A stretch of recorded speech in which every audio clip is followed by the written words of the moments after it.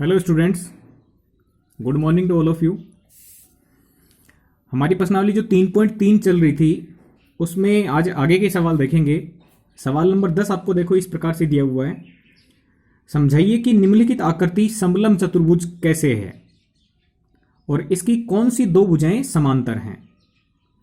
ये आपको एक आकृति बना के दी हुई है KLMN जिसका नाम है।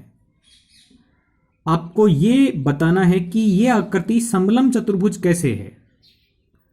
तो आपको पता होगा समलम चतुर्भुज की परिभाषा से हम जानते हैं ऐसा चतुर्भुज जिसकी दो भुजाएं समांतर होती हैं, बाकी दो भुजाएं समांतर नहीं होती हैं, वह चतुर्भुज समलम चतुर्भुज कहलाता है। और भुजाएं समांतर हैं कि नहीं हैं ये हमें कोण बता सकते हैं। आप ध्यान दीजिएगा, यदि दो भुजाएं समांतर होती हैं तो बने हुए आसन कोणों का योग होता है वो 180 डिग्री होता है। ठीक है, ये यदि दोनों रेखाएं समांतर जा रही हैं तो यहां पर बने हुए कोण जो होते हैं उनका योग कितना बनता है 180 डिग्री। तभी हम बोल सकते हैं कि ये दोनों रेखाएं समांतर हैं। तो समलम चतुर्भुज में निश्चित रूप से दो भुजाओं का आपको समांतर परिचय मिलेगा और दो भुजाएं समांतर नहीं मिलेंगी। तो ये जो आकृति आपको दे रखी है इसमें देखें आप, बिंदु M पर कोण बना हुआ है 100 डिग्री का और ऐसे ही L पर बना हुआ है 80 डिग्री का। यदि आप 100 प्लस 80 करेंगे तो इसका मान बन जाएगा 180 डिग्री।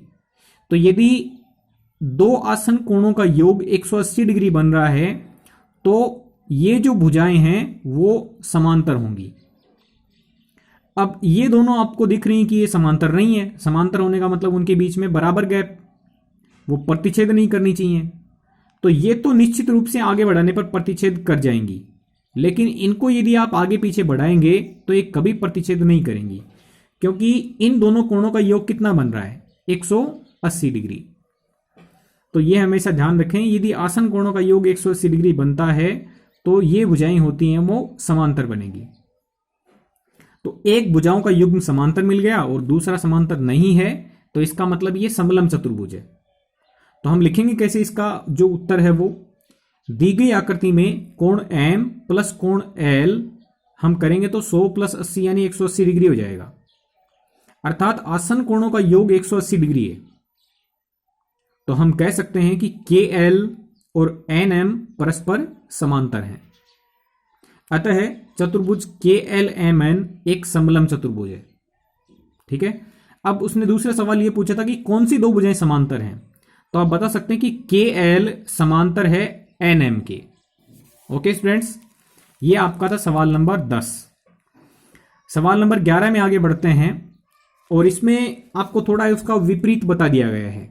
मतलब समांतर दे दी गई है और किसी कोण का मान आपसे पूछ लिया गया है। लिखा है कि संलग्न आकृति में AB समांतर है DC के, मतलब ये दोनों आपको समांतर दे दी गई हैं। तो कोण C का मान ज्ञात कीजिए। देखो, ये दोनों समांतर हैं तो निश्चित रूप से इन दोनों कोणों का योग भी 180 डिग्री होगा और इन दोनों कोणों का योग भी 180 डिग्री होगा, क्योंकि ये दोनों भुजाएं कैसी दे रखी हैं आपको, समांतर दे रखी हैं।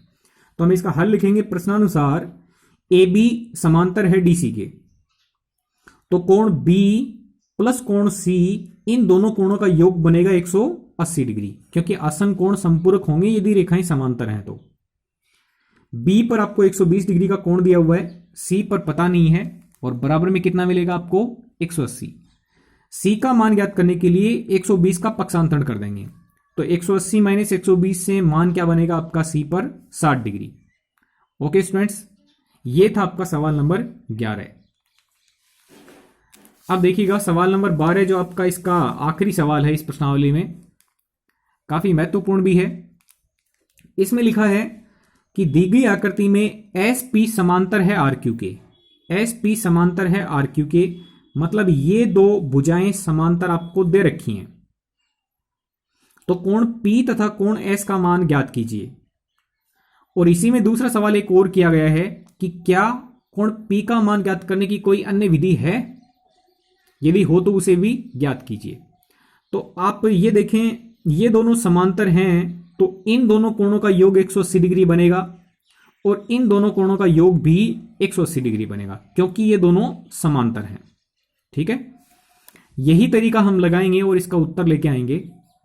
क्योंकि एस पी समांतर आर क्यू हमें दे रखी है तो इसका मतलब कोण P प्लस कोण Q बराबर 180 डिग्री होगा, यानी ये कोण प्लस ये कोण, इन दोनों का योग कितना 180 डिग्री।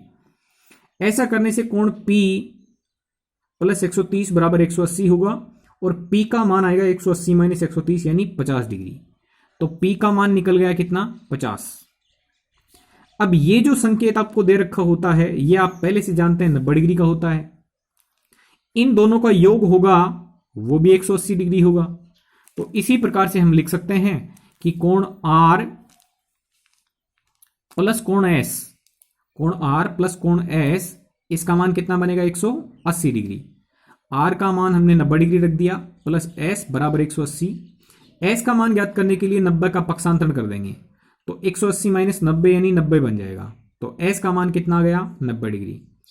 दो सवाल पूछे गए थे आपसे कि कोण P का मान ज्ञात कीजिए, कोण S का मान ज्ञात कीजिए, तो हमने P तथा S के मान ज्ञात कीजिए कर लिए।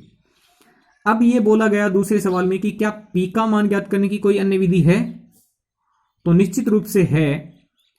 आप एक चतुर्भुज का नियम लगा सकते हैं। ये 90 डिग्री है तो इसकी मदद से पहले 90 डिग्री ये कोण निकाल लेंगे। ठीक है, ये 90 डिग्री का निशान होता तो 90 डिग्री का ये कोण और इसका आसन कोण भी 90 डिग्री होगा क्योंकि दोनों का योग कितना होना चाहिए 180। रेखाएं समांतर हैं, भुजाएं समांतर हैं। अब तीन कोण आपको मालूम है, P का मान ज्ञात करने की दूसरी विधि आप क्या लगा सकते हैं, चतुर्भुज में चारों कोणों का योग 360 डिग्री होता है। यह नियम लगा करके आप कोण P का मान ज्ञात कर सकते हैं। तो देखो इसकी अन्य विधि क्या बनेगी। चूंकि SP समांतर RQ है तो पहले S का मान 90 डिग्री आ जाएगा और फिर चारों कोणों का योग कितना हो जाएगा 360 डिग्री। तीन कोणों का मान रख देंगे, 310 योग बन जाएगा, 310 का पक्षांतरण कर देंगे, 360 माइनस 310 तो P का मान 50 डिग्री आएगा। ओके स्टूडेंट्स, इस तरीके से आपको ये प्रश्नावली पूरी कर लेनी है। Thank you very much.